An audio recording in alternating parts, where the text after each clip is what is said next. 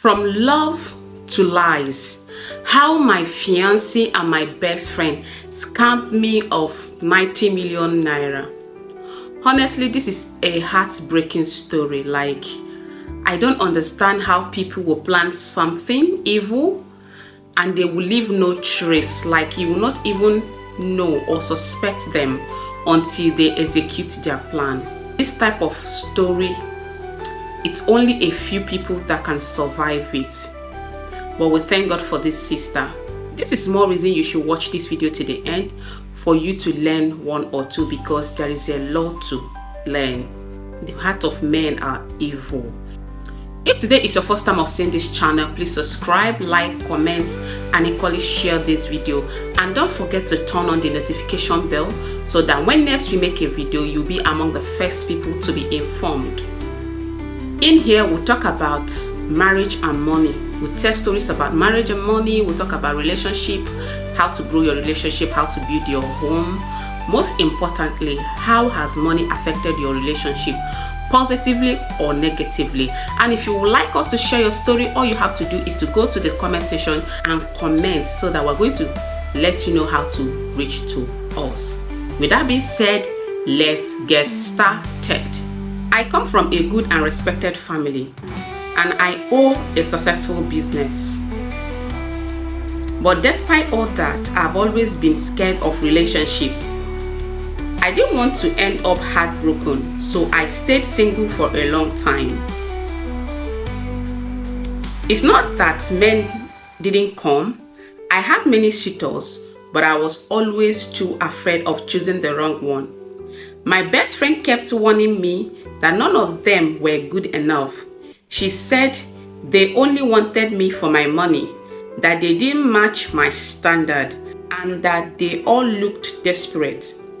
Deep down, I had my own fears too, so I listened to her. My brother once shared a scary story with me. He said a woman he knew was killed by the man she was engaged to. That man never loved her. He was only pretending, and it turned out her ex-boyfriend sent him to do it. That story terrified me and made me even more cautious. Anytime a man showed interest in me, my friend would remind me why he wasn't good enough, and I believed her.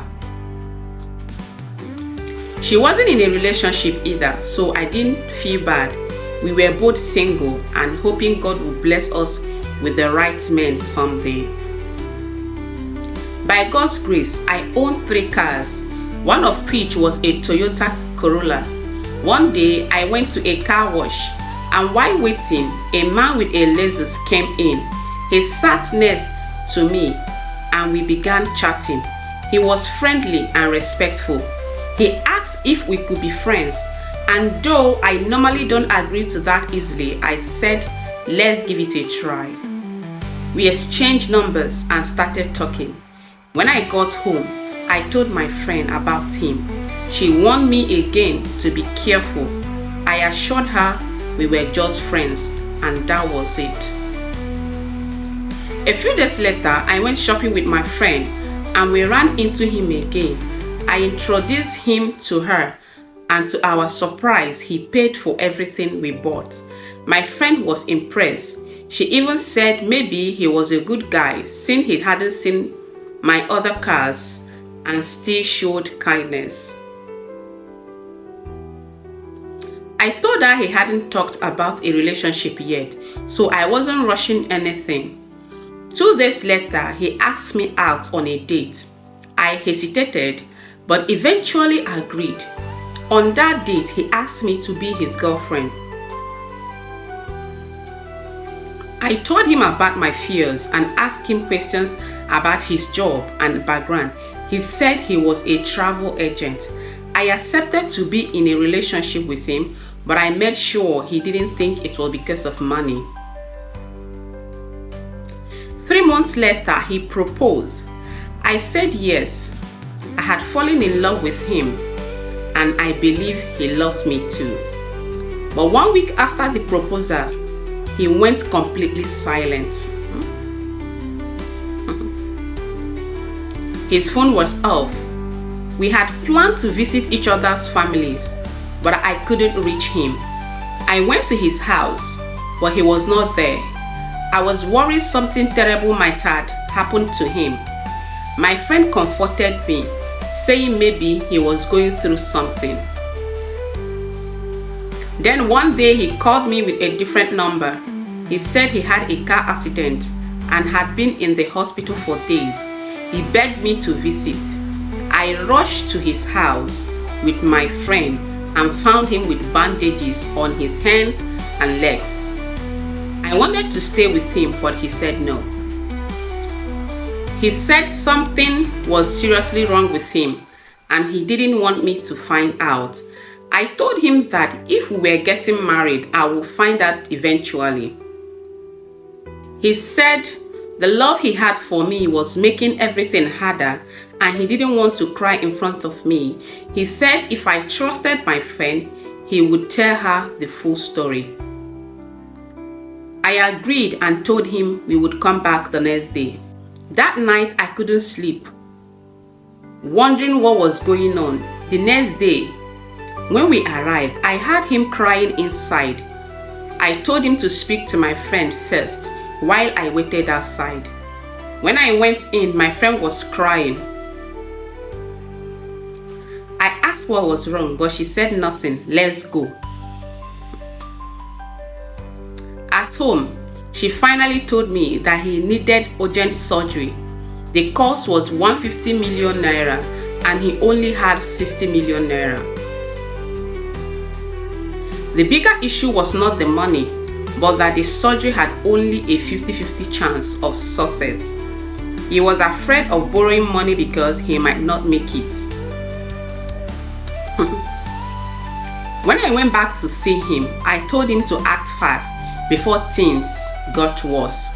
He said his brother was coming in 2 weeks to help sell a house to raise money. I couldn't wait that long. He joked about it and started saying unless I could lend him the money because he was stuck. I told him seriously that I would try to help. He didn't believe me at first and even laughed, but I assured him that even if I didn't have the full 90 million, I would do something. When I told my friend, she asked if he was worth it. I said yes. She said if she were in my shoes and had the money, she would do the same. So I got his bank details and transferred the money. When I gave him the confirmation, he was shocked. He didn't know I had that kind of money. He cried and thanked me, saying he would pay me back once he recovered. I told him all that matters was his health. But soon after that, everything changed. One day I came home and my friend wasn't there. Her phone was off. Her room was completely empty. I was shocked. I called her younger sister, who told me to come over the next day. That night, I tried calling my fiancé again. His line was switched off. I went to his place, but someone told me he had moved out just 2 days ago. I was confused because I had spoken to him the day before. I rushed back home and checked my friend's room again. It was still empty. I feared there was, like it was a joke to me. When I met her younger sister the next day, she told me the truth. Her sister had run away with her 20 million and her boyfriend, who was none other than my fiancé. She was shocked when I told her my own side of the story. She couldn't believe her sister, my best friend, could do such a thing to me. It turns out my friend and the man had been dating for a long time and had planned to run away together. I had been played from the beginning. I cried, not just because of the money, but because I truly loved him. Everything was a lie. Even the house he claimed to own was a rented shared apartment. They both tricked me and disappeared. A few months later, I found out I was pregnant with twins. That was the turning point for me. My tears stopped. It's been 2 years now. I have my beautiful twins and I'm living well. I no longer cry over the 90 million I lost. But I am sharing this story to warn others. Don't trust too quickly. Know your friends and your partner very well before you give your heart or your money. Now, I don't trust any female friend or man easily. That experience changed my life. Like, seriously, who will trust a friend or a man again? This is a very, very heartbreaking story. If you have watched this video to this point, I just want you to know that you really need to be careful. Know the people you call your friends. Know someone before you give your heart to them. Knowing someone, their family members, their friends is not a bad thing. You are not too inquisitive. So try to know people before you give them your money and your heart. I am happy for this sister because she has moved on, and I don't see her as someone who is going to get married again. She's happy because of the children. I believe she no longer wants to get married or go into any relationship anytime soon. So before you allow yourself to be heartbroken, I advise you take your time to know people before you trust them. This kind of things shock me because how can people plan something from the beginning to the end? Nobody suspected them. She didn't suspect them. Like, it was this her friend that planned the meeting. Like, she planned this thing from the beginning, planned it that the guy is going to go and meet her where she was washing her car. She planned that the guy will meet them when they went shopping to pay for what they shopped. In fact, she literally planned everything with the guy. The guy never had any accident. They just did everything they did to dupe this girl, and finally they succeeded. But you know, God works in miraculous ways. She got pregnant, not just for one, but twins. And today she's living happily, and she's able to advise you. Before you mingle, before you make friends, know them very well. Before you trust them, know them very well. This is my little advice. If you have watched this point, please subscribe, like, comment, and equally share this video. See you in my next video. Bye.